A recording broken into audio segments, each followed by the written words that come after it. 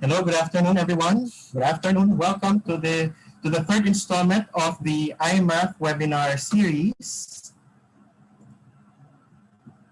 So today we will be having talks from members of the two groups of the Institute of Mathematics. So we'll have Drs. Mark Ona and Dr. Aurelio de los Reyes. So again, welcome. I would just like to remind everyone that this webinar is being recorded, and it is also streaming live on YouTube. The link can be found is posted on the FB page of the Institute of Mathematics.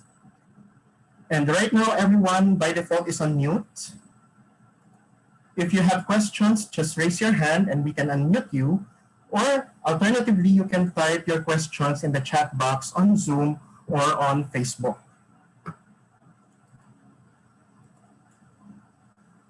Okay, so I see that the speakers are here, so I think we can start.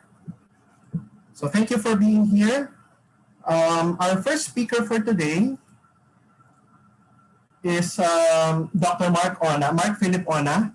He is an assistant professor here in the Institute of Mathematics from the Differential Equations Academic Group, and he will talk about a Nagumo-type theorem on a class of singular first-order equations. Let us all welcome Dr. Mark Ona. Sir Mark? Thank you, everyone, and thank you, Dr. Velasco, for that introduction.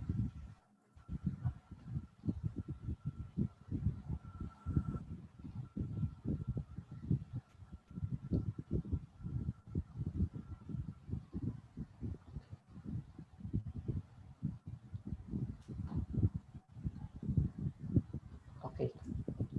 Again, thank you for that introduction. So good afternoon, everybody.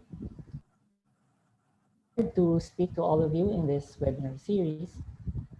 In this talk, I will be presenting some results regarding the existence and uniqueness of solutions of a certain class of first-order equations. This research was done together with Dr. Jose Ernilov. So for this talk, I will be providing a brief history of our problem and will be presenting some known results. Afterwards, I will be formulating our main theorem and then proceed to the proof of the existence and uniqueness of our solution. So let us consider the following first-order singular partial differential equation. Here, the right-hand side, f of t, x, u, and partial of u with respect to x, is holomorphic with respect to all variables near the origin. This means that as a function, we can expand f with respect to the variables t, u, and v.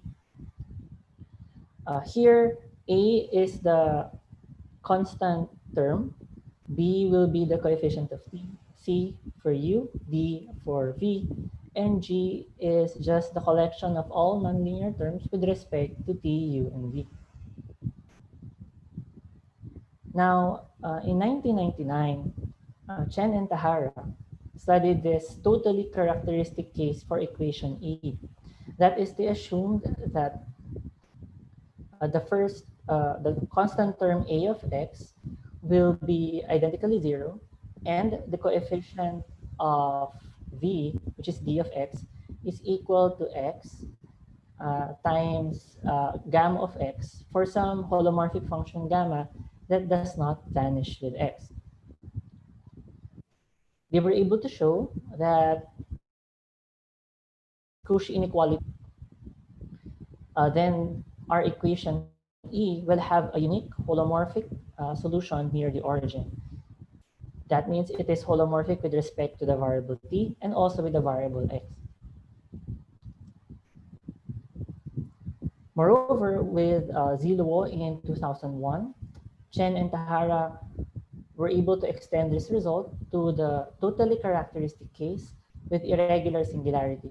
In this case, the coefficient of v is equal to x to the p gamma of x, where p is greater than or equal to 2. In the previous one, they were only able to prove this for x to the 1. Now, in 2012, Bahani and Tahara considered or improved Chen and Tahara's result by proving a Nagumo-type theorem for our equation A. That is, they assume that the function f is holomorphic with respect to all variables x, u, and v, but it is only continuous in the variable t. For functions, f can only be expanded with respect to the variables u and v, and is written as follows. G here is now the collection of nonlinear terms with respect to only the variables u and v. This will present some complications as we cannot expand as easily in T as we have before. Now, in showing the existence and uniqueness of their solution, they made use of what we call or what they call a weight function. This is a positive valid function mu that is continuous and increasing in its domain, and the integral 0 to of mu of s over s from 0 to t naught is finite. Now, these properties basically imply that mu of t will vanish at a certain order. And in the end, they were able to show that if the functions a of tx is our constant term with respect to u and v, and b of t, which is a part of the coefficient of v in the expansion of f, and they are decreasing in term with respect to the order mu as t tends to 0. And the real parts of lambda, lambda is the coefficient of u in the expansion of f, and the real part of c, the coefficient, a part of the coefficient of v evaluated at the origin, are both negative. Then there exists a unique solution u that is not holomorphic for both variables, but is holomorphic in x, but continuous in t. And they satisfy these two inequalities for some constant m.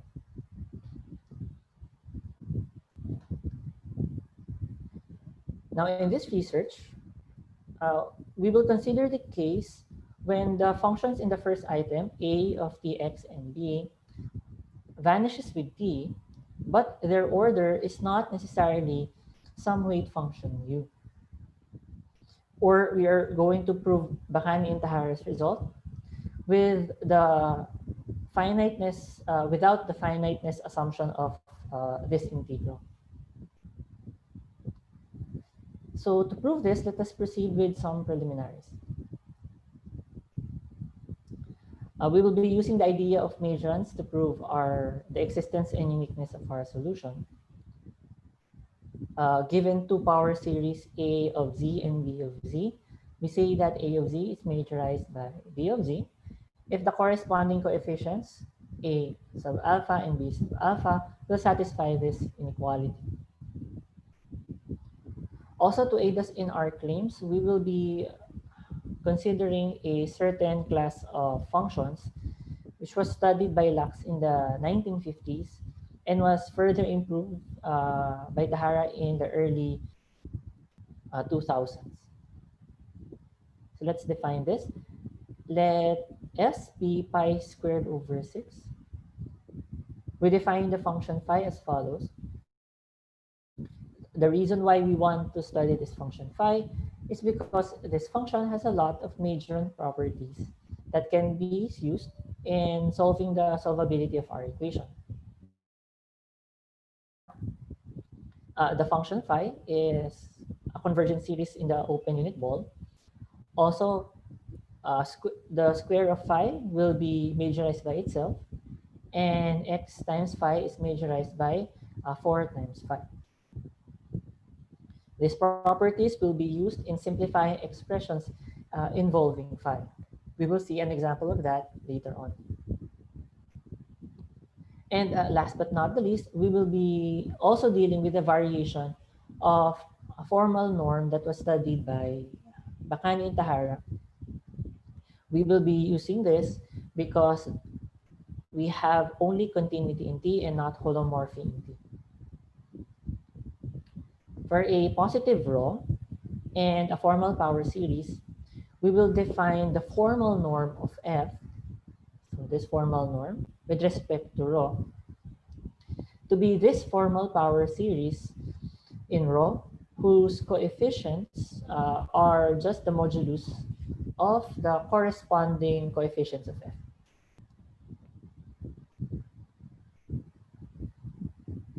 Now let's enumerate some properties of this formal norm.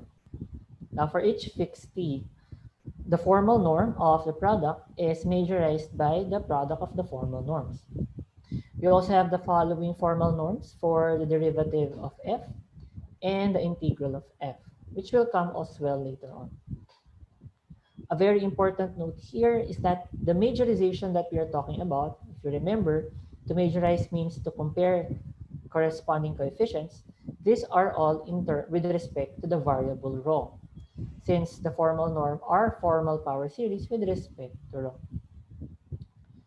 And we will continue with this notion henceforth until the end of our talk.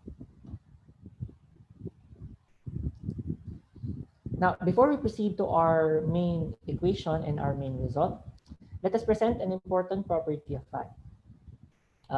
Given a function f that is continuous in t and holomorphic uh, in x, by Cauchy's estimate, the formal norm of f can be majorized by the following geometric series, provided that f is bounded by M on its domain. Furthermore, if rho and R, so this rho and R here, are suitably chosen, then there exists a constant C, and this C here is independent of the chosen R, such that the formal norm of F is majorized by C times phi. Phi here is the majorant function that we have just discussed before, the one studied by Lax and Tahara. We will be using this result to majorize the coefficients of in the expansion of F. And this means that the formal norms of functions that are holomorphic in X and continuous in T, those functions that we will be considering, can be majorized by constant multiples of phi. We can now proceed to our main result. For our main equation, we'll be studying the same equation studied by Bakani and Tahara. That is, we consider the following singular first order differential equation.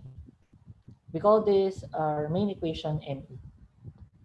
Here, F is continuous on this set here and holomorphic with respect to the variables x, u, and v.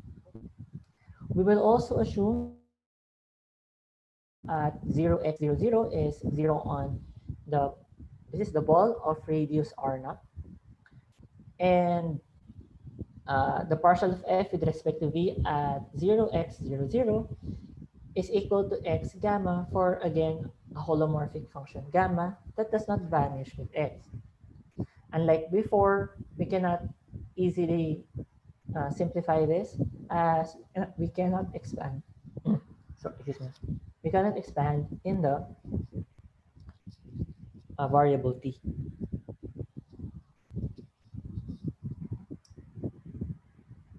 Now, under these assumptions, f can be expanded, as said before, as follows. It's equal to a of dx plus lambda of dx u, b of t plus xc of dx b plus g of dx uv, where g here is still the collection of all nonlinear terms. And we will see in terms of u and v, and that will be seen here as the exponents of u and v will be greater than or equal to 2. See here, we were not able to expand this in terms of the variable v. Now let's have another assumption. Suppose that the function a of tx and b of t vanish with t. Furthermore, let us suppose that there exists this continuous increasing non-negative function psi that vanish at the origin and satisfy these two inequalities here. Clearly, since psi vanishes at the origin, a and b also vanishes as t approaches 0. And let's have our main theorem. Uh, Suppose that the first four assumptions hold and that the real part of lambda, as I've said, lambda here is the coefficient of u in the expansion, and the real part of gamma, which is a partial coefficient of the partial of u with respect to x or v, at the origin will be negative. Then there exist positive constants t and r, such that our main equation will have a solution that is continuous on t and holomorphic with respect to x. And they will satisfy the following estimates: an estimate for the modulus of u and the modulus of the partial of u with respect. In addition, if v is another solution of our main equation that satisfy the same properties, then there will exist a constant t star such that u and v will agree on the following set. So to prove this result, we will be using what we call successive approximations. We'll also be using some majorizations uh, to prove our claim. Now, to help us, we present some lemmas that will be useful in proving our result. So for our first lemma, if f is the formal power series given as follows, this is very similar to the collection of nonlinear terms as the exponent of x will have sum greater than or equal to 2. X and alpha here are two component vectors. With x to the alpha, just the product of the corresponding components of x to the alpha. So that will be x sub 1 to the alpha sub 1 times x sub 2 to the alpha sub 2. Now, if the formal norm of each of the x sub i's is majorized by this product, k psi phi, then there exists this small enough t such that the formal norms of f and the formal norm of f with respect to x sub I will be majorized as follows. The formal norm of f will be majorized by this quantity here with a square, since the sum of the components of alpha has absolute value or has so now the absolute value of alpha here is greater than or equal to 2.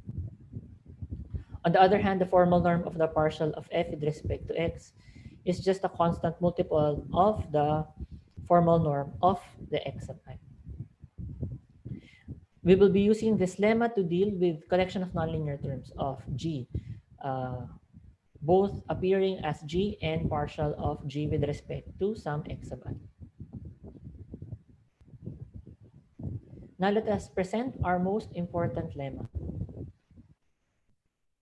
Now, since by assumption, the real part of lambda at the origin and gamma at the origin are both negative, we can choose this positive constant L naught such that both of these quantities will be less than or equal to negative L naught.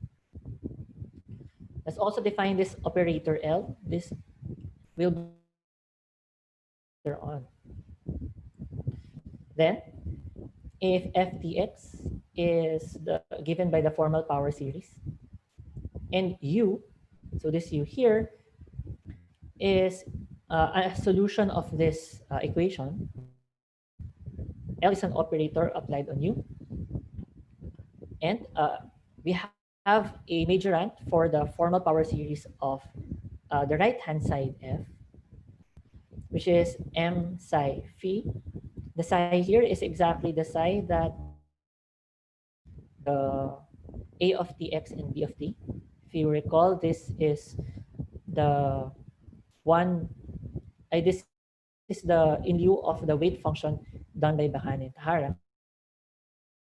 Phi will still be the function phi studied by Lax and Tahara. Then we have the following estimates for the formal norms of u, partial of u with respect to x, and partial of x, partial of u with respect to x. Now, this lemma is important because it means that by knowing the majorant of this right-hand side, in this case f, we will have an estimate on the solutions of this equation. In particular, the formal norm of u will just be will be majorized by the majorant of f over L naught. L naught is the one that we obtained in the first part of this slide. For the partial of fx partial of u with respect to x, will have the same majorant as the formal norm of u.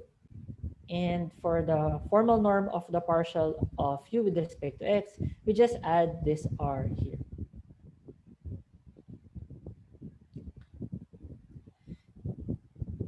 Okay, now we are ready to prove the existence and uniqueness of our solution. Okay, let us recall our main equation. This is our t partial of u with respect to t. And we have the function f here, which I have already expanded as follows. This a and b here are the ones bounded by psi, and g is the collection of all nonlinear terms. Now, since lambda and c are holomorphic with respect to x, we can expand them as follows.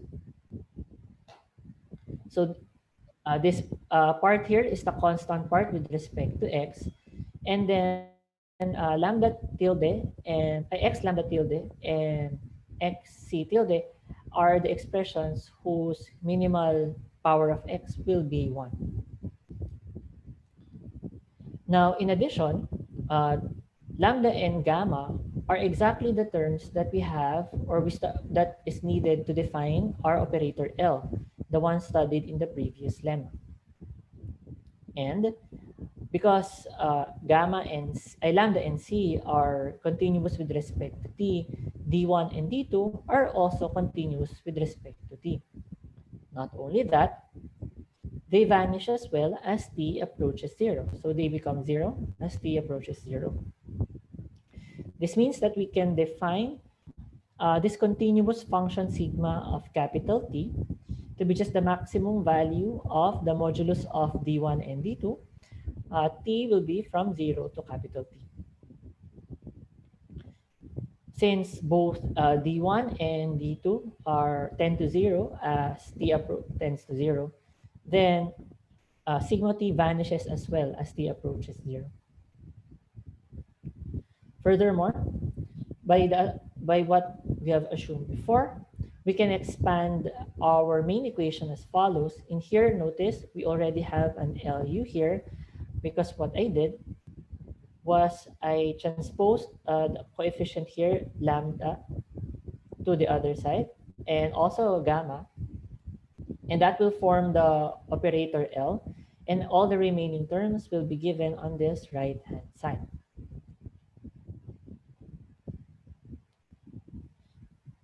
Now let us, since we will need to deal with each of these terms so that we will be able to prove our claim, let us first have some assumptions.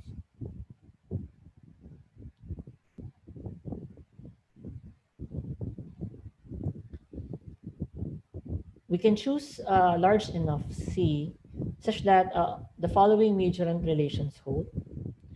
Note lambda tilde and C tilde are continuous with respect to T and holomorphic with respect to X. And thus, by one property of phi we have discussed before, we can choose C enough such that these two quantities hold. Also, A is bounded by psi, and that's the reason why we will choose C enough such that it will be majorized by the following quantity. Last but not least, we will choose C large enough such that we can apply the first lemma, the one that will be required for the nonlinear terms, or that's the lemma for the nonlinear terms. Now, as I've said before, we will use successive approximations to establish the existence of our solution.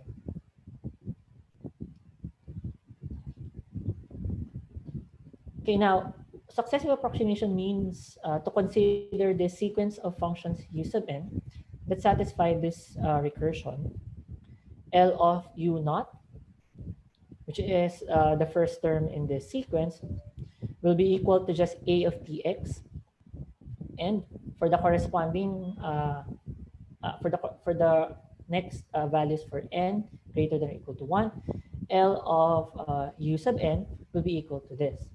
This is very similar to our main equation. We just replaced the left-hand side u by un, and I replaced all the u's on the right-hand side by u sub n minus 1. This means that for every iteration, we can solve for un because we already know the u sub n minus 1 in this part. Now we see that if u sub n converges to some function u, and the partial of u sub n with respect to x converges to partial of u with respect to x, then the function u that we obtain here will just satisfy the main equation.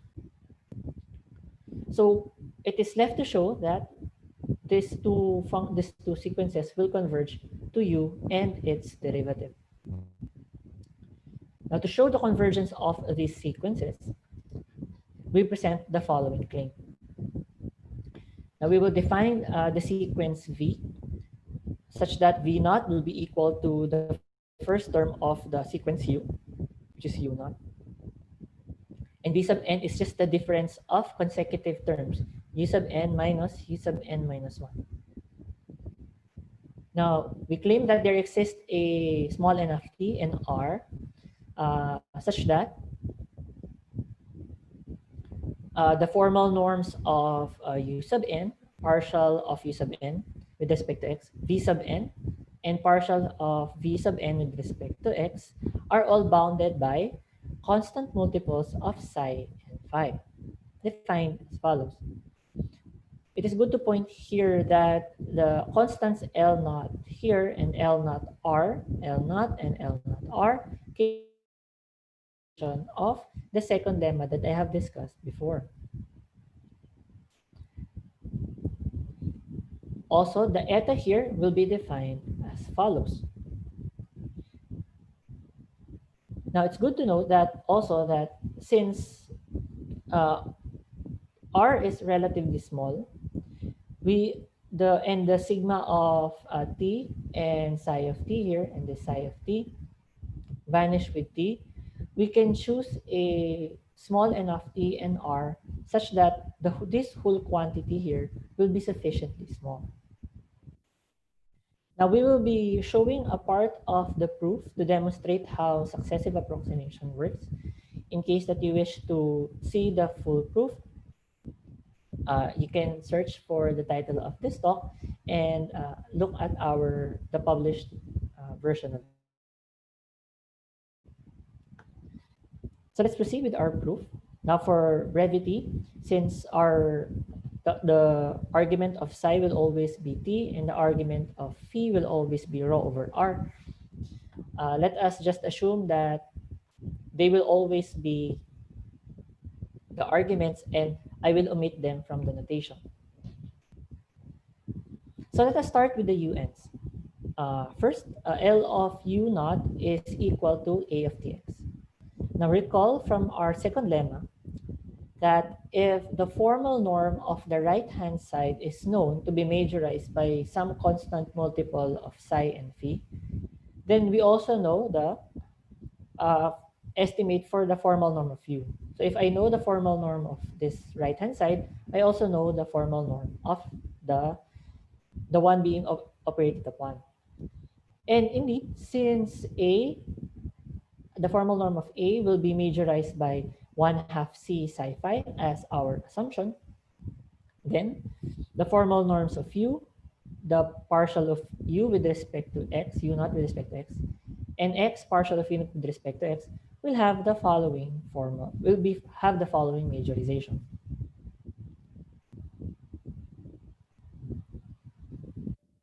Now, suppose the formal norm of n is n-1. To prove the claim for n, we will find estimate for the right-hand side that we have discussed before, which is this right-hand side. We will need to deal with each of the terms, as was said before. Now, first recall that psi is an increasing function, and we have a lot of properties for phi. Phi squared will be less phi, and rho phi will be less 4 rho, I 4 phi. Then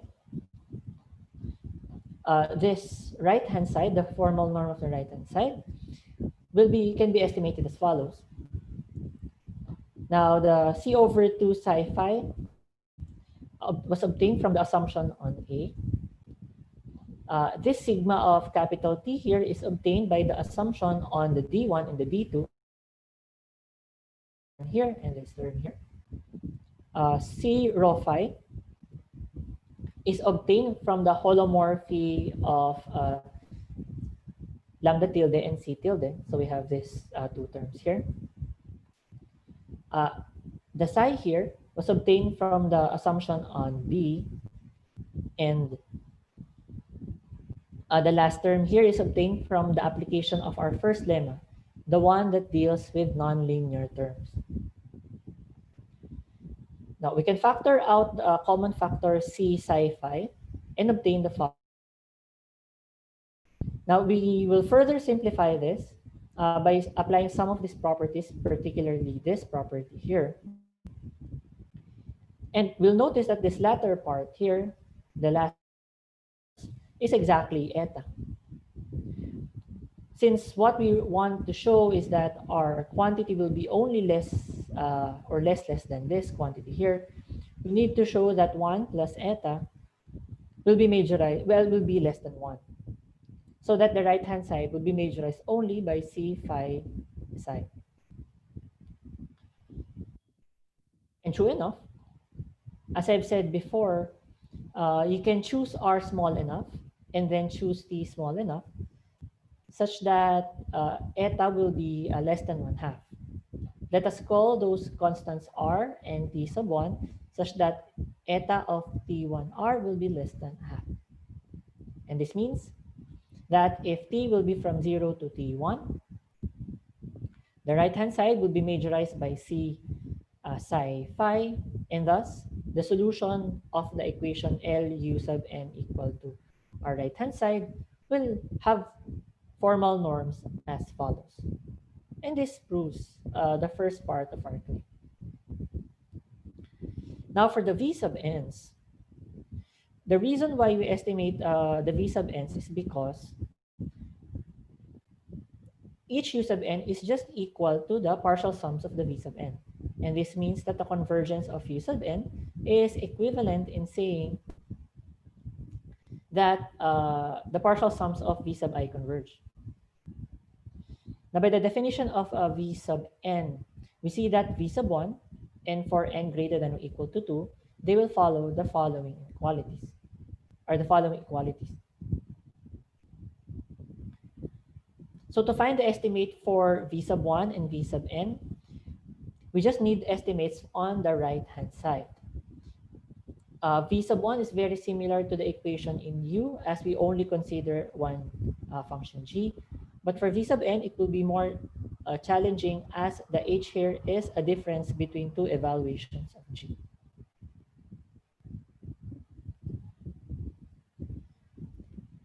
So for the estimate of the first one, which is V naught, it's relatively simple as it is just equal to U naught. So we will have the following results. For V1, we have, as I've said, it has a similar estimate for U sub n, and that will just be, the right-hand side will be, the formal norm of the right-hand side will be majorized by C eta psi phi, which easily follows that it will be also majorized by C2 eta psi phi. And from this, we can easily see that the estimates for the formal norm of V1 and the partial of V1 with respect to S will follow. Very similar to have we had here, only 2 eta to the 1. Now for the case n greater than or equal to 2, it will be more challenging because of the presence of h.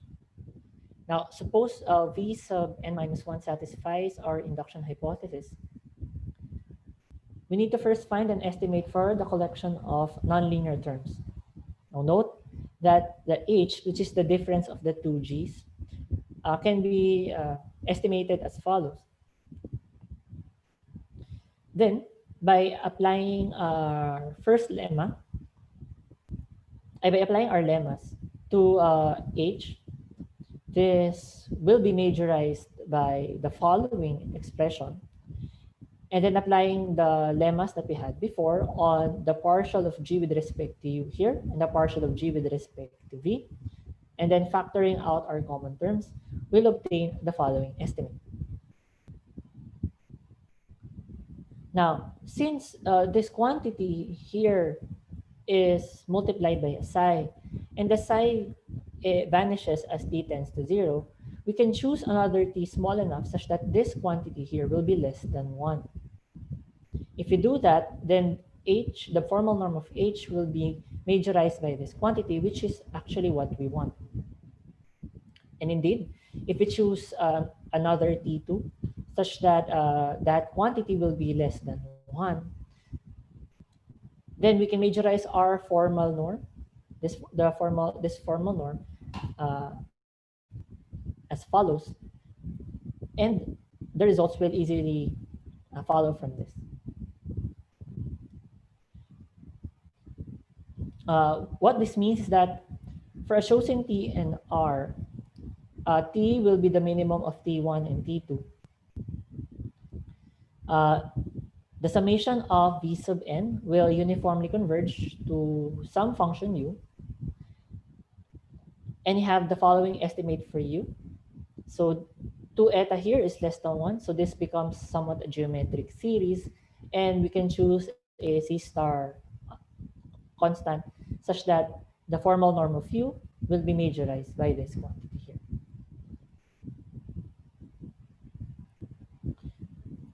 Furthermore, we also have estimates for the partial of v with respect to x and the partial of v with respect to x.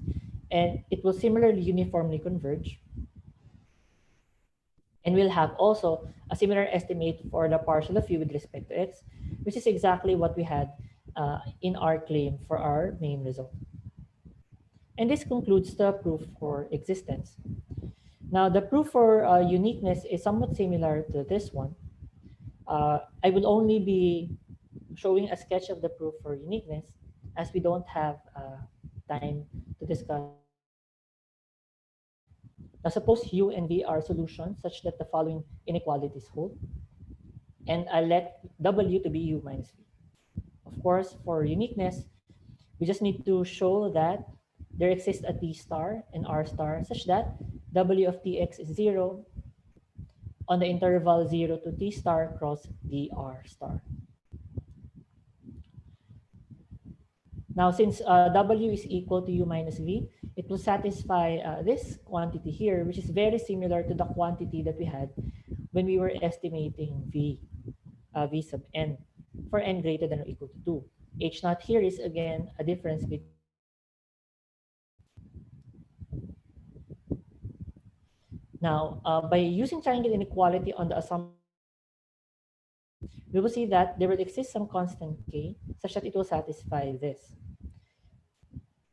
Now, applying this quantity in this, the estimate of the formal norm of the right-hand side, we can actually show that by repeatedly doing that, uh, for all t less than t star, the formal norm of w and the formal norm of w of partial of w with respect to x will be majorized by the following, and this is for all n, eta naught to the n, where eta naught can be made less than 1.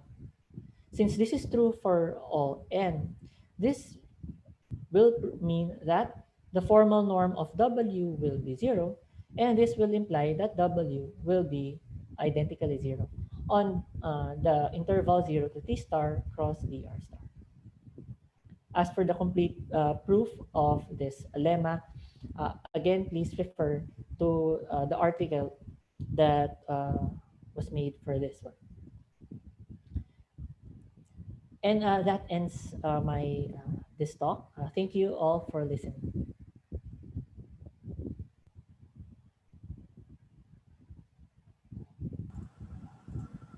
Thank you very much, Dr. Ona. Thank you for that talk. Are there questions from the audience? Kindly raise your hand if you have any question. There's the raise hand button here at the participants box or chat box. Are there questions? Okay, sorry, I have a question. Maybe it's a naive question, so please forgive me.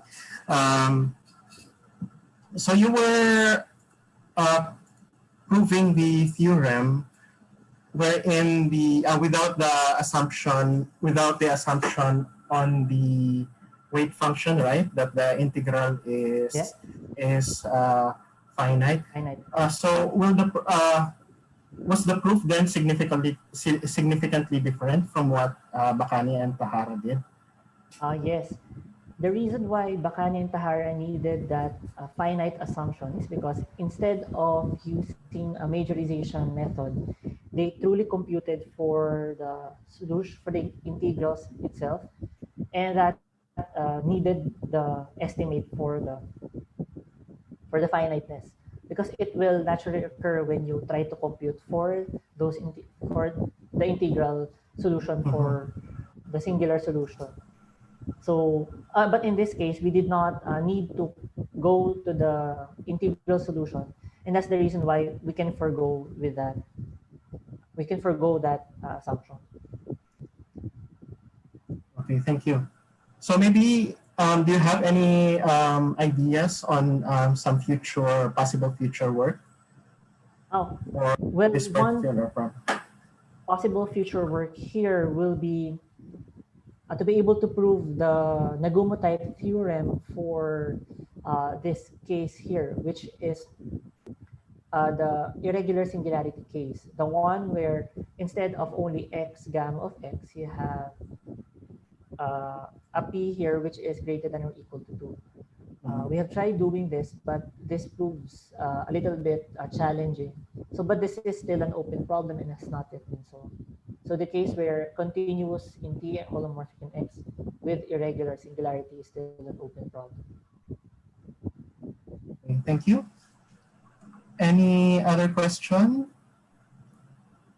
Okay, so if there are no other questions, let us thank again Dr. Mark Ona, and let's give him a virtual round of applause.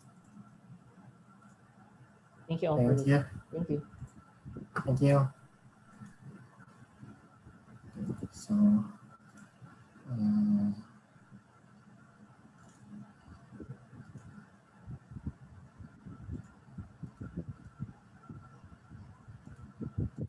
so now we will proceed with our next talk.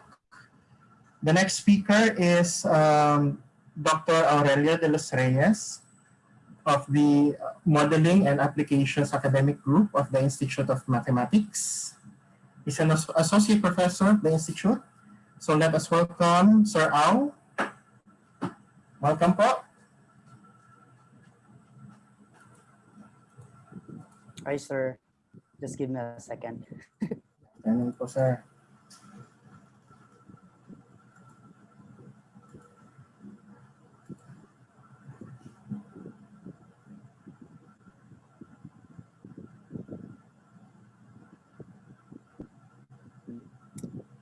Can you see my slides now? Yes, sir. Kita ko. Okay. Um,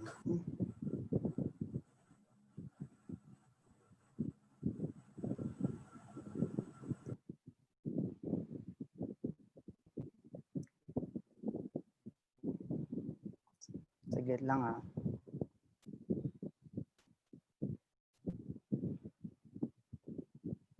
Okay, can you see it now?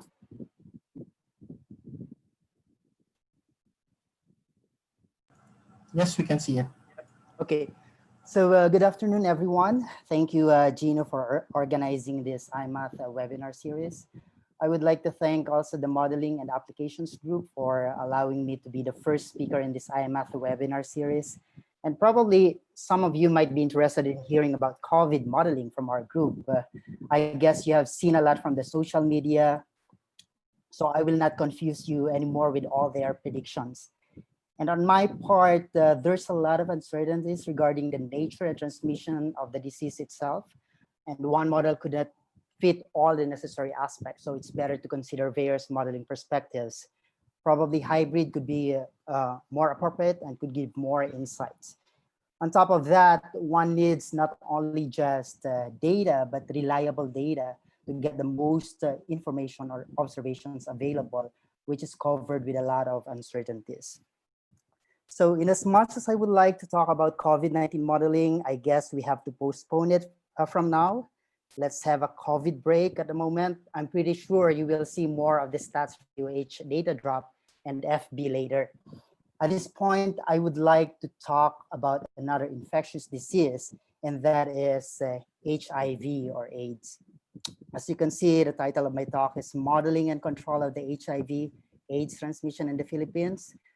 And I'm from the Modeling and Applications Group of the Institute of Mathematics. Okay, so this is the outline of my talk. First, I will give a very brief introduction about HIV and will give you the current situation in the Philippines. I will also mention the need to have an HIV model that could capture the transmission dynamics in the Philippines. Then I will go through the model development and the underlying assumptions of the model. I will also talk about the basic reproduction number and will present the results of our sensitivity analysis and parameter estimation. Then I will talk about our optimal control formulation, emphasizing the relevant control measures that are currently in the pipeline of our government efforts. So here I will be discussing the different combination of control efforts that could be effective in mitigating the disease. And finally, I will give some remarks and further outlook. And if time permits, I will quickly walk you through to the areas of interest of the modeling and applications group. Human immunodeficiency virus, or HIV, targets the immune system and weakens people's defense against many infections and some types of cancer. And as the virus destroys and impairs the function of immune cells, infected individuals gradually become immunodeficient. So HIV can be transmitted via the exchange of a variety of body fluids from infected people such as blood, semen, vaginal secretions, and breast milk. Now, there are three stages of HIV infection. The first one is acute HIV infection. It is the earliest stage of HIV infection and generally develops within 2 to 4 weeks after infection. So during this time, some people have flu-like symptoms such as fever, headache, and rash. In this stage, HIV multiplies very rapidly and spreads throughout the body. So the virus attacks and destroys the infection-fighting CD4 cells of the immune system. At this point, the level of HIV in the blood is very high, which greatly increases the risk of HIV transmission. The second stage is a chronic HIV infection. It is also called asymptomatic HIV infection or clinical latency. During this stage, HIV continues to multiply in the body, but at very low levels. People with chronic HIV infection may not have any HIV-related symptoms. Without treatment, the chronic HIV infection usually advances to AIDS in about 10 years. The final and most severe stage of HIV infection is known as acquired immunodeficiency syndrome, or AIDS. Because HIV has severely damaged the immune system, the body can't fight off opportunistic infections. So once a person is diagnosed with AIDS, they can have a high viral load and are able to transmit HIV to others very easily. So without treatment, people with AIDS typically survive around 3 years. Though treatment can slow or prevent HIV from advancing from one stage to the next, there is still no cure for HIV. And it continues to be a major public health issue. In fact, according to WHO, there were an estimated 38 million people living with HIV at the end of 2019. So with increasing access to effective HIV prevention, diagnosis, treatment, and care, including for opportunistic infections, HIV infection has become a manageable chronic health condition, enabling people living with HIV to lead long and healthy lives. In fact, according to AVERT, overall, Asia and the Pacific is making progress in reducing new infections with a 9% decline between 2010 and 2018. Some countries have seen much steeper decrease over this period, like Cambodia, Nepal, Thailand, Singapore, Sri Lanka, and Vietnam. They are all experiencing at least a 50% reduction in new infections since 2010. By contrast, in the Philippines, infections have increased by a whopping 203%. And that is in 2018. So when I look at this picture, I thought that, wow, Philippines is a green country. So I was thinking we are the most green country in the Southeast Asia, but no, it means that we have the highest incidence cases of HIV compared to our neighboring countries. So let us look at the epidemic transition metrics reported by UNAIDS this year, 2020. The change in new infections since 2010 is now 207%. Change in AIDS-related deaths since 2010 is 338%. The incidence prevalence ratio is about 16.04. There's no data yet for the incidence mortality ratio, but last year it was about 8.47. So when we started looking into this, I couldn't believe these statistics. Well, in fact, globally, HIV incidence is decreasing by 23% since 2010. And here we are in the Philippines having more than 200+% increase. Shocking, isn't it? I was really surprised when I saw this data. At the same time, it's really very alarming. The aim in the post-2015 era is nothing less than the end of the AIDS epidemic by 2030. UNAIDS has this ambitious new target referred as the 90-90-90 in 2020, and this year is 2020 already. They have this goal that by 2020, 90% of all people living with HIV will know their HIV status. By 2020, 90% of all people with diagnosed HIV infection will receive sustained antiretroviral therapy. And by 2020, 90% of all people receiving antiretroviral therapy will have viral suppression. But in the Philippines, currently, out of 90%, we have 72% only of those aware of their HIV status, and 61% out of 73% are undergoing ART. And we don't have information on the people receiving antiretroviral therapy, viral suppression data. So this target amounts to 70% of all people living with HIV will be virally suppressed, this 90-90-90. So how much the Philippines achieved in this target this 2020? I've shown you this percentages. And yeah, so I hope I was able to convince you that we don't only have COVID crisis needing attention. We have a lot of infectious diseases, including tuberculosis, dengue, measles is on the rise, and several re-emerging neglected tropical diseases. In fact, Gangquanco published a correspondence in Lancet last year with the title HIV Crisis in the Philippines, Urgent Actions Needed. So there's a plethora of HIV models in the literature, but very few are adopted and validated using Philippine data. So here we are trying to come up with a model that could be of use not only in prediction, but to give some insights on how to effectively and efficiently control the disease. So this might sound very ambitious, but I am hopeful that the modeling efforts will shed light in crafting intervention policies in the Philippines, hopefully sooner, not later, as we are racing against time. So let me now go over to our model. So we divided the population into distinct populations. By the way, this is a very simple model.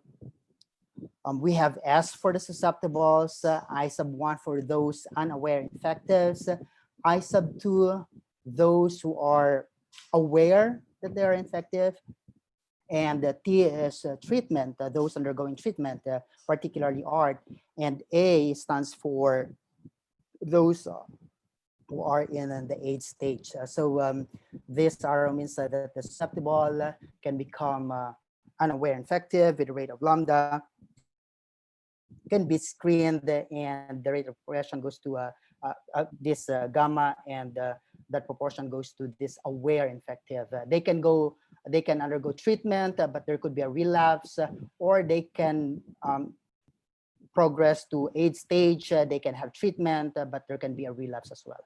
And of course, those who are unaware, they don't know their situation, they can also develop into AIDS, and then they can have treatment later on, and then there could be some relapse. Okay, so the setup actually tries to capture those people living with HIV, or known as the PLHIVs.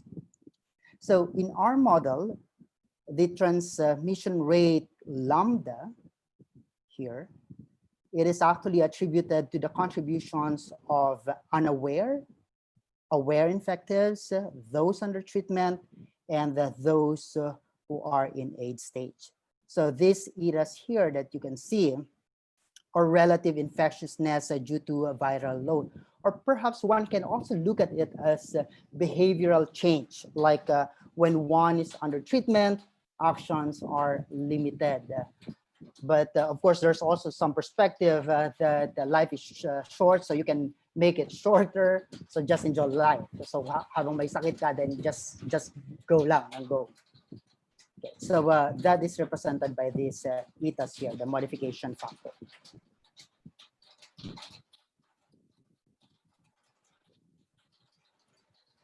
Okay, so let me just also mention that this gamma is your screening rate, and rho is the progression from unaware to AIDS stage. And your phi here is the treatment rate, because we'll go back to that later when we set up our control formulation. Okay, so we also computed the R-naught. Just hello. Hello, Gino. Yes, sir. Yes, we can hear you, sir. Yeah, ang lakas kasi ng ulan eh. So I'm not sure if you can still hear me. Is it fine? Yes, we can hear you. Okay, okay.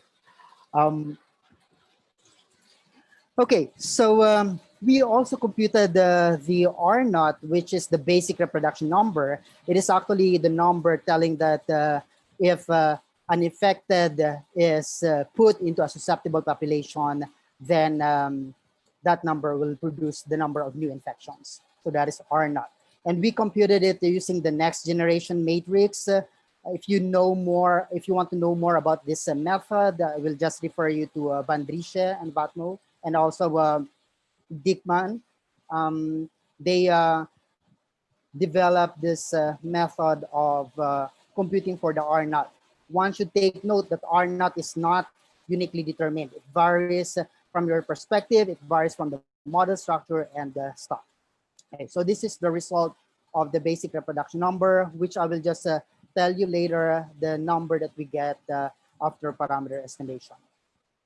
So we also did sensitivity analysis. So we defined the sensitivity as the absolute value or the partial derivative of the state variables x with respect to the parameter p, and we non-dimensionalize it by the ratio p over x. Your p naught here denotes the nominal parameter value. And yeah, so this is the result of the sensitivity analysis using automatic differentiation. I just would like to emphasize that what you can see from here is that beta, which is the transmission rate, has the highest sensitivity. So it means that a small perturbation of this beta will give a greater increase in the output, which in our case, the target output is considered to be the number of new aware and unaware cases. So also with the high ranking or this modification parameter, eta sub I sub 1, and also your treatment rate phi. We also did another method of sensitivity analysis just to compare because the sensitivity analysis is also not unique. There are a lot of methods out there that you can use for robustness measures and to have more confidence of your model output, model sensitivities. So the partial rank correlation coefficient just tells you another sensitivity wherein you set a parameter space for each parameters involved. You assign a distribution, you draw sample without displacement, construct the Latin hypercube sampling, and then rank the covariance, and then you can see the sensitivities.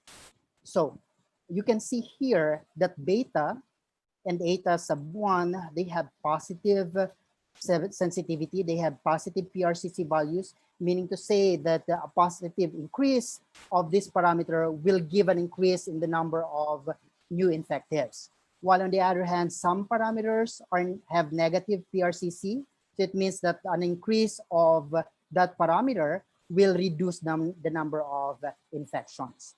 So your theta will naturally decrease the number of infectives because this parameter deals with the treatment rate.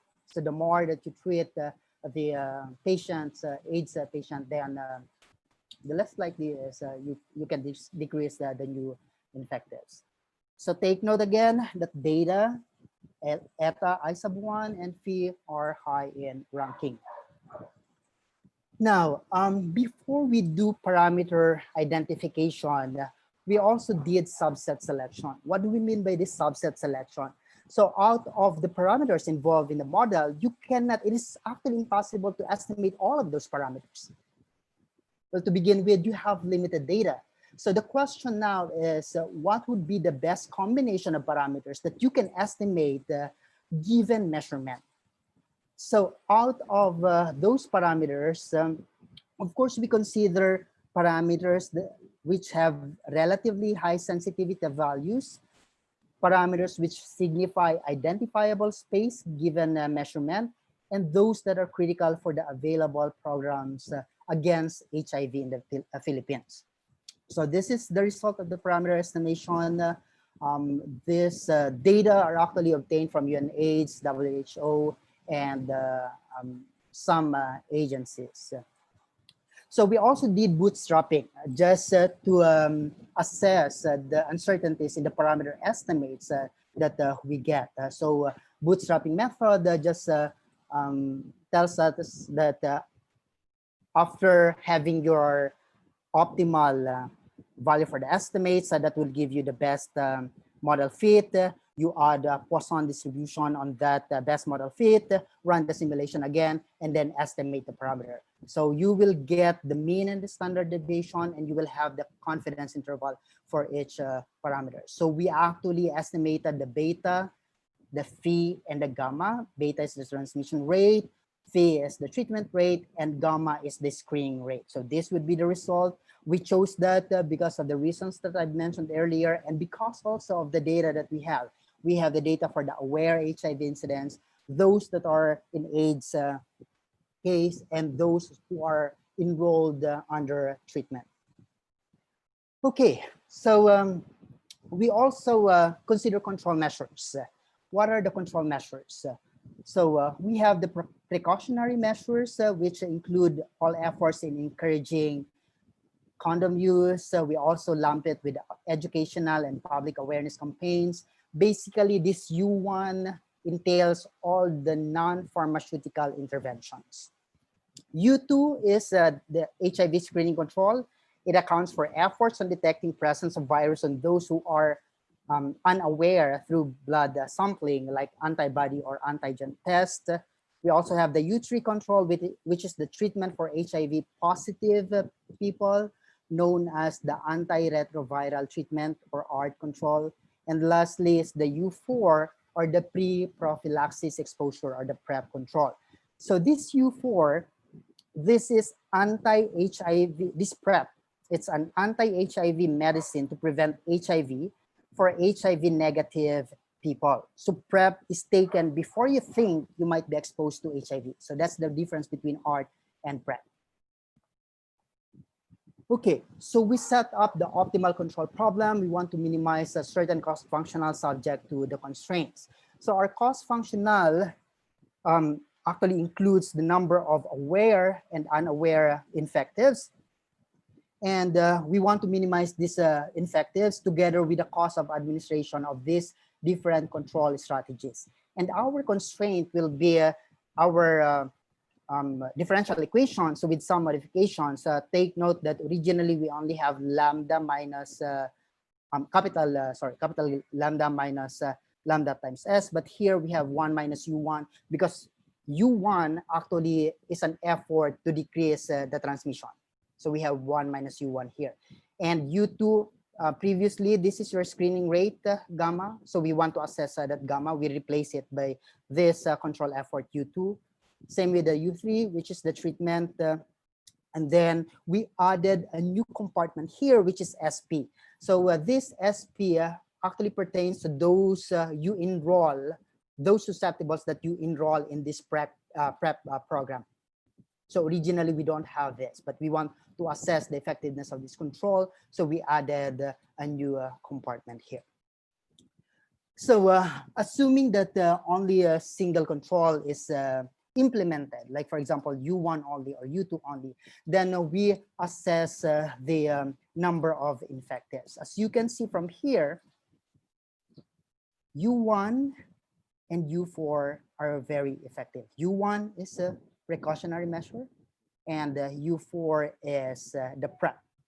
So even if the government spent a lot of money on U2 control, take note that it is it's not effective at all. The number of infectives are still increasing. Also with the treatment, probably because it's already too late. I mean, you are treating. I mean, it's always prevention is always better than control or treatment. So in this case, you are already too late in mitigating the transmission of the disease. We also assess the effectiveness of combination of two controls. I just would like to zero in this U2, U3, of this part here, because these are only the control combinations that decreases the number of infections, and those are U3, U4, U2, U4, and U1, U4. So apparently, combination with PrEP strategy is always effective in decreasing the number of infectives. Of course, if you have, which is the best way, is to incorporate all these control strategies. We assess the triple controls, and obviously they will just decrease the number of infectives. And lastly, if you apply all the controls, then you will decrease the number of infectives. Okay. Just to quickly go back on the control effort. So this profile means that at the beginning of the implementation period, your effort should be at the maximum. and then you continuously decrease the effort towards the latter part of the implementation period.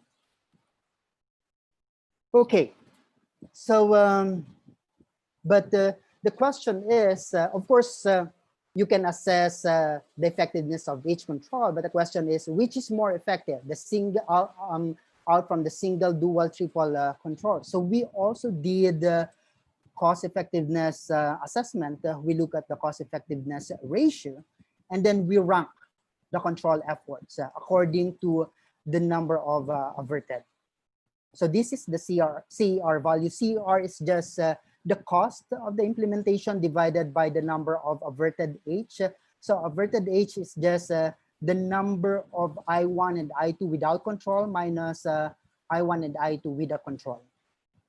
So as you can see from here, U4, the prep control is the most effective, followed by U2, U4, number 2, U1, U4, number 3, number 4 is U1, U2, U4. So as you can see from here, combination with U4 produce reduction in the number of infectives, and it actually tells us that probably the government should need to focus or refocus and consider their efforts towards this prep control strategy. But the caveat is administration of prep only becomes available in the Philippines in 2017. There are follow-up studies from Silva and Torres stating that PrEP indeed reduced the number of infectious, but the problem is only HIV negative and at very high risk for HIV infection should take PrEP. So the number, the population target is also very limited. Okay, so remarks and outlook. We have a model that's developed to incorporate 4 HIV control programs, the precaution, screening, ART, and PrEP, HIV transmission rate beta, treatment rate phi, and the screening rate gamma are estimated. Optimal control theory is utilized to assess and evaluate effective control measures. Efforts on PrEP should be given emphasis. And of course, we need better access to reliable data and information, and also budget allocation, because these are very important to really assess the control effort that the government is implementing. The results that I've shown you is not cross-validated with the actual budgetary allocation from the government. So we don't know how much is allocated on PrEP, how much is allocated on treatment and stuff. So we need to have better access to reliable data and information and budget. Of course, model extension should be included to incorporate co-infections such as TB, HIV co-infection. Okay, so that's it. I would like to acknowledge Carla Delphine Estadilla. He's actually the one who did all the dirty work for this project. This is his master thesis. And of course, the funding from the Natural Sciences Research Institute, and of course, the Institute of Math and the UP, Diliman. Okay, so let me just quickly walk you through to the published works of the group. So basically, MODAP's research theme can be classified into 3 main themes. The first one is modeling biological systems. And here they have physiological models depicting the vascular refilling during hemodialysis. They have fitted the model with real data and identified key physiological and pathophysiological parameters involved in the capillary refill. They have also described the dynamics of cardiovascular system, in particular, its response from rest to exercise condition. And another project is on modeling the disease transmission of dengue in the Philippines, where morbidity cases were utilized to estimate some epidemiological parameters. And the group also work on some theoretical modeling aspects, like, for example, in the area of theoretical ecology, where extinction and persistence in microbial food web with mycoloop, that is your zoo and phytoplanktons, are considered.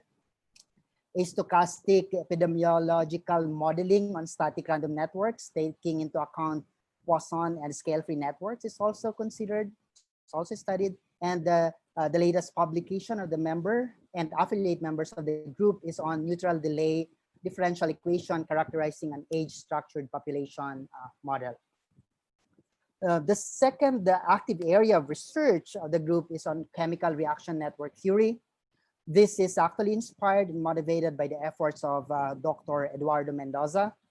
Among the efforts in this area includes providing framework to represent a biochemical systems theory as a chemical reaction network with power law kinetics, characterization of the branching network, which determines the kinetic properties of the network, computational framework to determine multi-stationarity of a chemical reaction network endowed with power law kinetics. In particular, they applied the algorithm in identifying the monostationarity of anaerobic yeast fermentation pathway and multi-stationarity of the global carbon cycle. And of course, they also have fundamental decompositions and multi-stationarity of power law kinetics. And lastly, the group is interested in applying optimal control theory, which is a branch of mathematics developed to obtain methods to control a dynamic system. So as can be seen, this has been applied to describe the dynamic response of cardiovascular respiratory system under moderate workload imposed by ergometer cycle test. It can also be applied to determine effective and cost-efficient intervention measures to mitigate tuberculosis. Policies can be suggested to improve control measures in the Philippines and some other high TB burden countries like India, China, and Indonesia. And also, it has been implemented to control and regulate the most active type of brain cancer, which is glioblastoma, and anti-invasion therapy has been designed. So this is the group during the Zoom call, composed of juniors, super juniors, and senior members of the Institute. Wala pa namang super seniors. So we have Pamela Kim Salonga, Fatima Suarez, Herald Vergara, Victoria Maypagio, our director, Carlene Pilar Arceo, and Professor Emeritus Dr. Paulo C. I also included a picture of Brian. If you are there, I'm sorry. I did not ask for permission, but I have your photos, so I put it there. And well, Brian is specializing on chemical reaction network theory, so he should be in our group. So wala kang kawala, Brian. And finally, on behalf of the ModUp and IMath family, I would like to greet Dr. C, belated happy birthday. We wish you to have more birthdays and blessings to come. And of course, more valuable comments from you. Thank you, Ma'am, sa lahat ng efforts at contributions nyo. And because of that, you can now address all your questions to Dr. C. She will be more than willing to answer your questions. Joke lang po yun, Ma'am. That's it. Thank you. Thank you, Sir Al. Happy birthday po, Ma'am C. Belated happy birthday. Ma'am, ay, dali na po. Unmute natin si Ma'am Polly.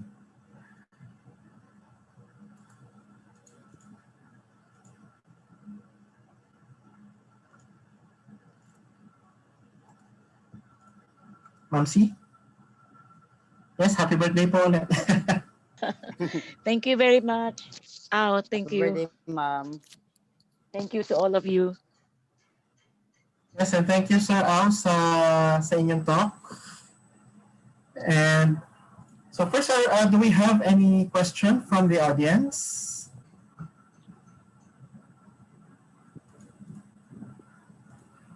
Questions po from the audience? Okay, so may naka-raise ng hand si Ma'am Pen.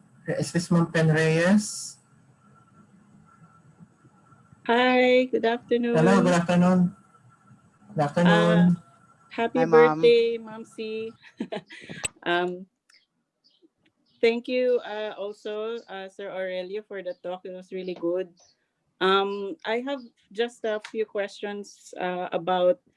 Actually have three questions if you can indulge me, but you can pick whichever you want to choose. Sige po.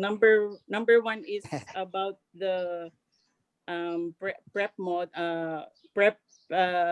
intervention, because you mentioned na sa high risk siya or sa mga negative yung pag-implement.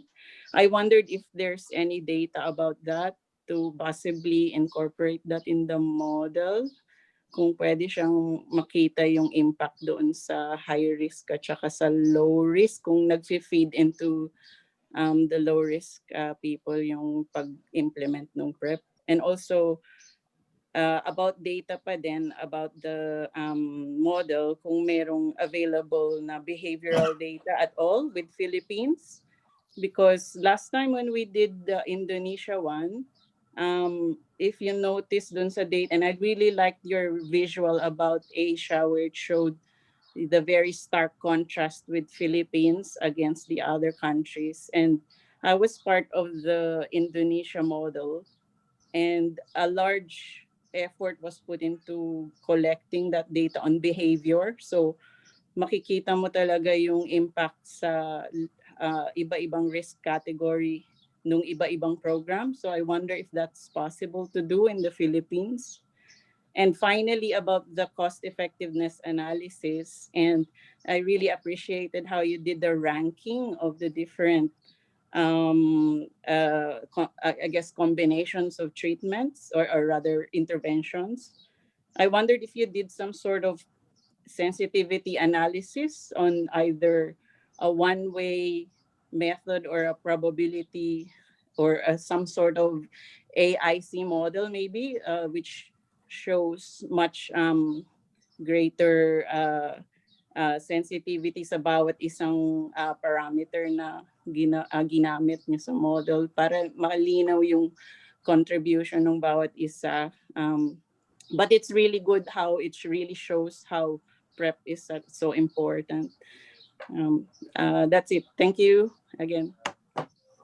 Yeah. Thank you po, Ma'am, sa questions. Ang hirap nun. So I will try to address those Yes, questions. First, regarding the PrEP data, since in the Philippines it has been implemented only 2017. So when we started this, we don't have the data yet on PrEP control measure. So if we can obtain such data, then it would actually improve the modeling and also the conclusion. Kasi nga, hindi pa natin alam yung effect niya on the high risk and the low risk HIV infecteds. The second is on data on social behavior. That's very relevant question, and I think we will take that as a good suggestion. I'm not sure if we already have that available, but probably we can ask you for some help on how you did the study incorporating this social behavior, because that's very relevant in this area. Herald Vergara is also communicating with epidemiologists, so probably we can get some access kung meron ng available na data on social behavior. And lastly is, yung result namin on PrEP is very superficial. Ang ganda po nung comment nyo on sensitivity analysis and a cake measure. Because take note, the way we formulated the objective functional is already a bit biased, because we are minimizing the number of infectives. We did not include minimizing the number of those people who are undergoing treatment and those who are under AIDS already. So sa tingin ko, if we include those factors in the objective functional, the rankings might change a little bit. Pwedeng superficial pa rin, the U4 is on top of the ranking, but again, this has to be cross-validated with added information with the budgetary allocation, with data on effectiveness of the PrEP. So sa ngayon po ma'am, hindi ko muna sasagutin directly yung mga questions nyo, but we will take that as possible area of direction nitong work. Maraming salamat po.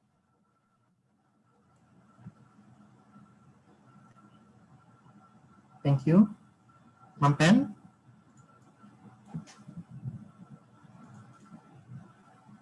Okay. Yes. Okay, so thank you, Sir Al. So we have a question here from Sir Emmanuel Baha.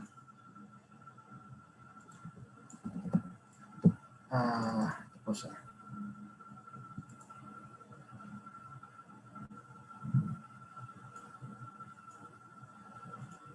Hello?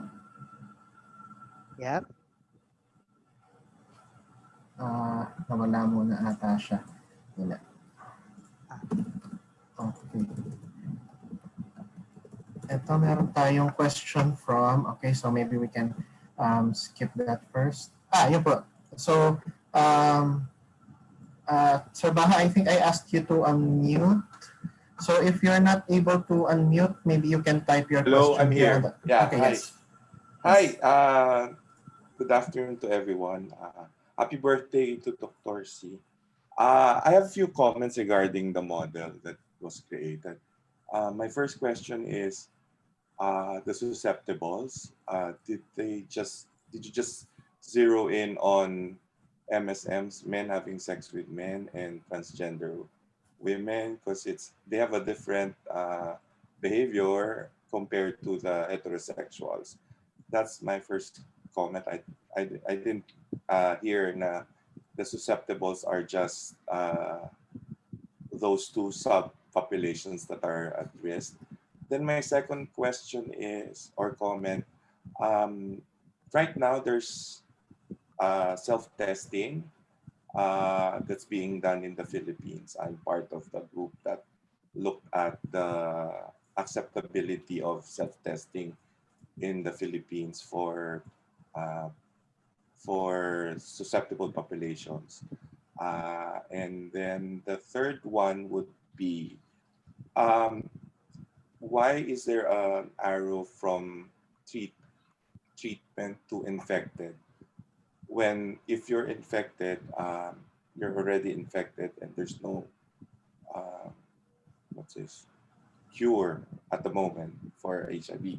There's treatment. So I'm kind of confused of the arrow from treatment to infection. But overall, I agree with the first comment that you need behavioral data, because the UI or the non-pharmaceutical interventions right now are not really working, especially in at-risk populations such as MSMs and transgender women. Medyo outdated na yung asking people not to wear condom and all those stuff. So, yun lang. But I'm happy that there's some group in the Philippines that's doing modeling for HIV and not just for COVID. So, that's it. Thank you. Thank you po, sir, sa observations. I think yung susceptible talaga is parating yung mga epidemiologists and modelers, they are actually always attracted dun sa how we set up the model, because in this case we don't have classification for the susceptibles. We just lump them all together. When Harold Vergara presented this to some people like epidemiologists, they have the same comment. I mean, we need to incorporate those classes like MSM, transgenders, and some others, because they have different social behavioral effect. Yung behavior nila have an effect on the transmission of the disease. So dahil po very limited yung information namin sa Philippine context, so we just lump it all as a susceptible, with the limitation that we are only considering yung about 50% of the population of the Philippines yung 16 and above. So very limited yung structure ng model. So incorporate yung suggestion din ng ibang nakapakinig nung talk nito before, that we need to include more sophisticated compartments.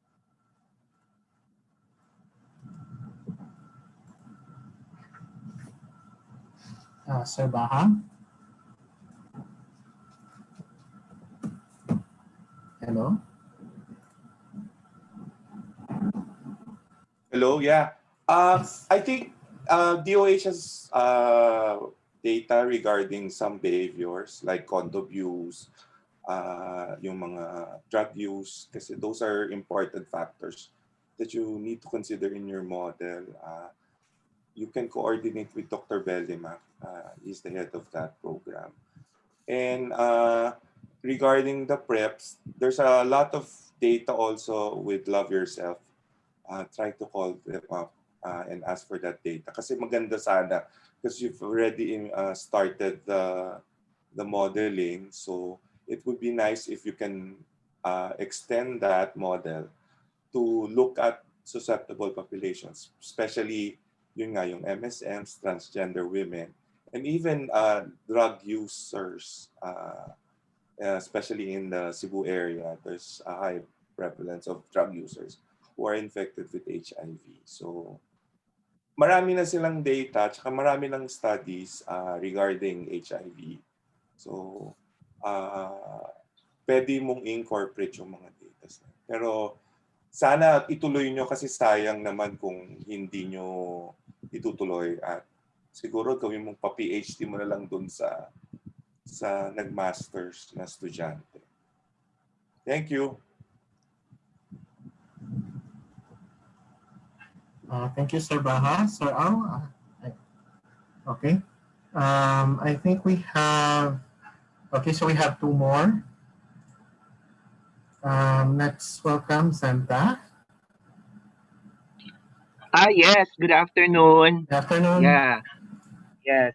I'm working with Global Fund, AIDS Society of the Philippines. And I can, if Dr. Aurelio wants to cross-validate his model, he can have that in clinic-based data. So Manila Doctors Hospital has the PrEP data, including the behaviors of the client. So he may want to consult the doctors or physicians in charge of the PrEP meds in Manila Doctors Hospital.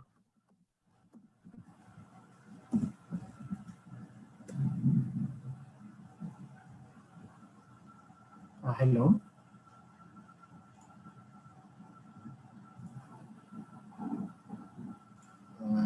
Yes, nawala na ata. So, Sir Al, did you get that? Meron daw data. Hello?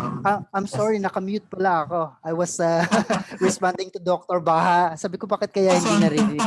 Yeah, as Sir Manix, thank you po sa observation. In fact, comment lang muna ako dun sa infective going to treatment and then may relapse. So we incorporated yung araw kasi we are thinking na may failure sa treatment. So infective, bumabalik siya dun sa parang hindi rin siya nagpa-treat at all. Okay. But we will look into that in more details. At kay dun sa last na nag-comment, sir, pwede po bang mahingi yung email address nyo para makontak namin yung mga right persons to have the proper and relevant data. Kasi nag-struggle kami sa pagkuha ng data eh. I have contacted Love Yourself before. Naipasa sa isang person but unfortunately wala akong nakuhang information from them. But we will contact again. Yeah. Maybe, Sir Al, it would be good also to type your email address here on the chat box. Okay. Para in case meron din silang mga comments. At At si Ma'am Pen, kung nandyan pa si Ma'am Pen, hingin ko Hello. rin yung email address. Kung pwede. Yes, sure. Pwede ako mag-comment one more. Sige po. And it's really good to hear this discussion with Philippines because I'd like to mention it was really frustrating 10 years ago when we tried Yeah. doing Philippines data with the Kirby Institute. Dati iba pa yung name namin. But yung Indonesia is such a good model to read up on.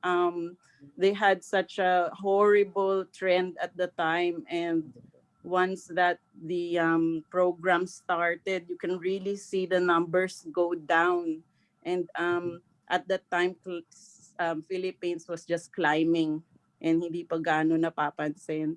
And sana ngayon nga, alarm bells are ringing at maituloy na. And I agree with Sir Manix na this is a really good opportunity na pagandahin yung model to include the granularity in the populations. He mentioned IDUs, which are really a big population at the time. Hindi ko na nga alam ngayon kung ano na nangyayari. Another thing na I think na magandang tingnan, include yung OFWs because of their in and out in Philippines. Obviously not now, but we know how influential that population is as well in China. Kaya for sure sa atin meron din.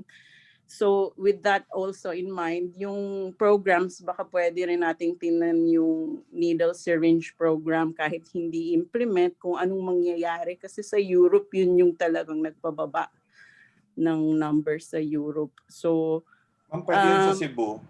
yes, exactly. Cebu has the epicenter ng ating IDUs. Kaya magandang ipakita yung maaring mangyari kung mag-implement ng NSP. Yun lang naman. And I was really happy to hear about clinical data. And even if we don't have the parameters, if we can just have them in place and have like a sensitivity analysis on possible, educated guess on what those parameters can be, that we can really exhibit the impact. I think that's all we really need to do. Just show what the impact can be on possible combinations ng Ma'am, kasi right now, ang PrEP is black market siya. You can buy yata outside. Really? At saka Okay. even the self-testing kit during my study before, parang 700 pesos po yung testing kit in terms of cost. Because I think he needs also the cost on the treatments. Yeah. Implement. So, I see. So may ganun pong mga black market na Okay. PrEP and self-testing kits. Okay. Well, that's at least it's out, right? But I think one of the things na maganda makita yung kung tingnan niyo yung naging study ng Optima model for that was written by David Wilson Group.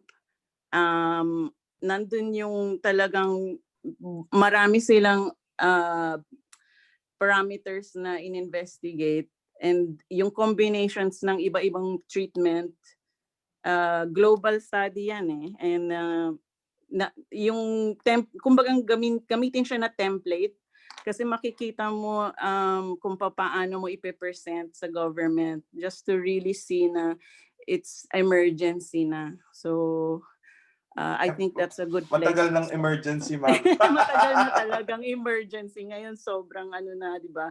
Nakakatakot na. Magiging na tayong HIV epicenter in Southeast Asia. Exactly. Parang epicenter na talaga tayo. Epicenter na. Totoo. Kitang-kita mo pa yung increase natin. Hindi ba nakakatakot na yon? Sana makinig na sila. We need you, ma'am. So baka pwede nating i-adapt yung model na nag-work sa Indonesia. We have more or less similar behavior. I guess, I don't know. But we can try. Parang, yes, we can try. Pero kasi yung religion plays a different angle. Yes, that's right. So, yeah, of course. Parang hindi applicable yung sa Indonesia. Iba yung religion. I think yung at least sa Thailand, pwede. Yeah. Sa Thailand. But I think yung risk behavior na compartments, I think will still apply. The sizes will be different, definitely. The parameter values might be different.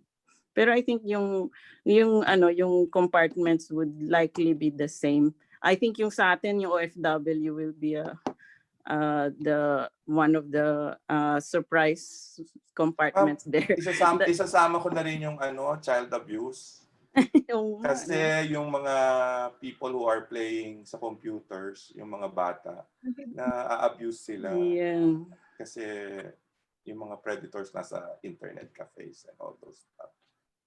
Especially sa provinces. Yeah. Pero good luck sa inyo. Sobrang talaga niyo. Thank you. Congratulations. Sir, marami pong salamat. Good luck. Good luck. Thank you po. May further comment pa po si guest natin, Santa. Yes, Dr. Aurelio. Yes, sir. Yes, sir. I agree with Dr. Reyes na clinical estimation of parameters is quite workable when it comes to PrEP. And then the antiretroviral treatment kasi our goal is to have the 90% virally suppressed population. Yep. And then we already have the viral load machines distributed in selected clinics in the Philippines. So if you are going to reduce the coverage of the model into clinical setting, which is more workable, I mean, you can have because the clinic settings vary from one another. They have different setups, and behaviorally, people have different attitudes towards the clinic because of confidentiality.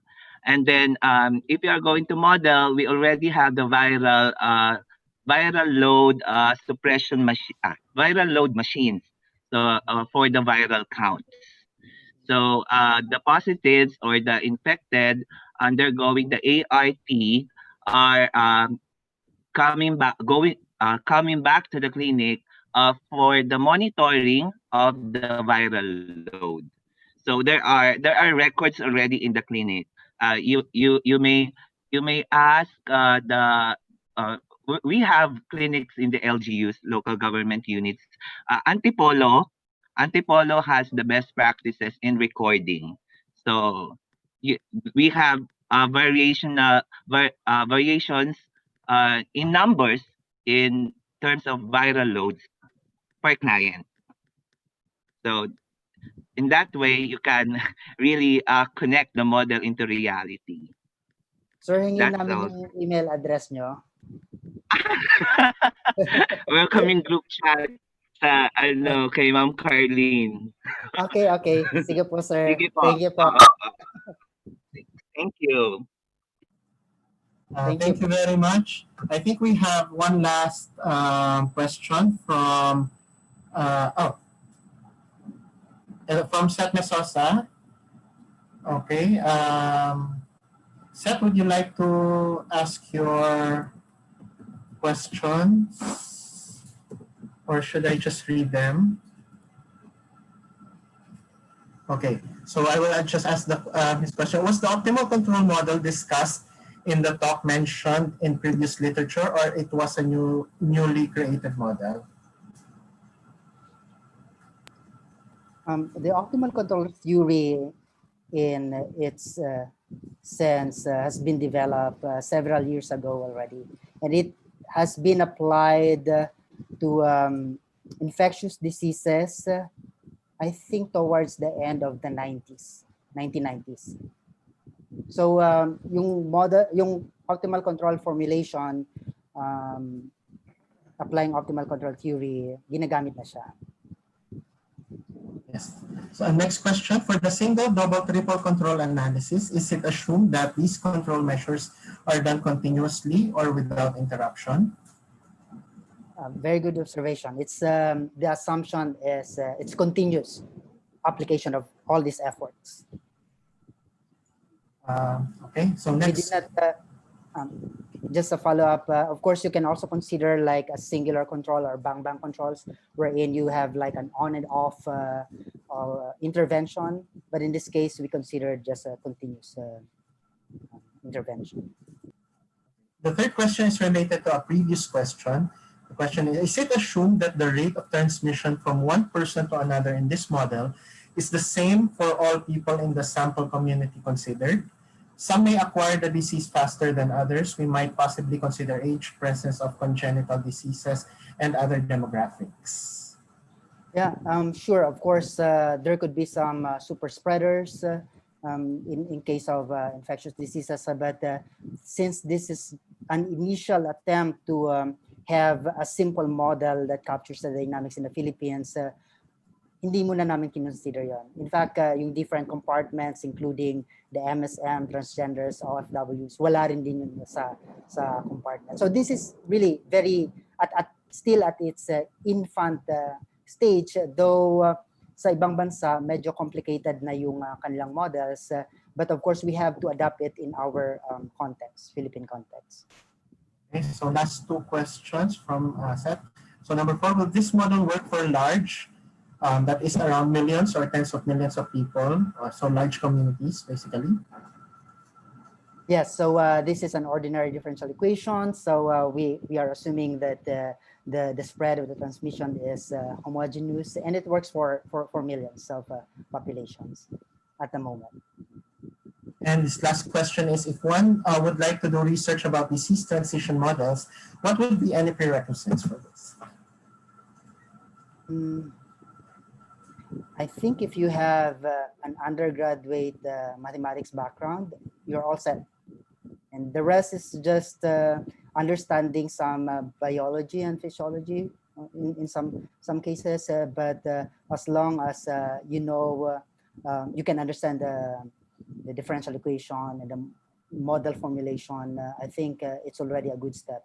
So all students or all how do you call it? All people with a background in mathematics or even engineering, they can start working on modeling projects. So, last message from Seth, thank you very much. Sana hindi rin po napapagod ang mga gumagawa ng pag-aaral sa transmission models. So, kahit mas marami rin po silang ginagawa ngayon. All the best. Maraming salamat. Okay, so yeah, Seth Really, is a young faculty member, so maybe he's trying to put his foot in the water and yeah, would like to explore different things. Yeah, you're very welcome. Yes. It's challenging, especially when it comes to collecting data, but it's very rewarding at the end if you can suggest some policies or some developments in the area. So Santa wrote his email address. I will give it to you, Sir Al, later. Also wrote transition data from reactive to treatment to CD4 increased to HIV screening control. Okay. So if you have further questions or comments, so you can also send an email to Sir Al. I think he wrote his email here, adlreyes@math.upd.edu.ph. Okay. Doc Gino, my suggestion is more on the back loop. Transition from being reactive to treatment, then the CD4, there will be a increase in CD4, so the condition had improved, and then he has to go back to HIV screening control again. That's a back loop. Thank you. Okay, thank you. Got that, Sir Al? Okay po. Yeah, so it would be nice Thank to you, sir. have this, maybe could start some collaborative effort so that we can, help minimize this problem. Okay, so thank you very much. Thank you all for staying through this webinar, and the comments were very helpful. Okay, so the next webinar will be 2 weeks from now, September 21, and we will have a speaker from the coding and number theory group. So if we do not have any more question, ayun lang po, thank you. Thank you all for attending. Happy birthday again, Ma'am Polly. Happy birthday. So, ayan, naka-ano po, everyone can unmute themselves. Wala na restriction if you want to say Thank you. happy birthday. to Thank all. you. Happy Okay, birthday. ma'am. Happy So birthday, thank you Ma'am very much. G. Thank you. Thank you for attending. Thank you. Okay, Happy so birthday. ayan. Okay, goodbye po. Goodbye to Bye. everyone. Salamat. Salamat, Gino.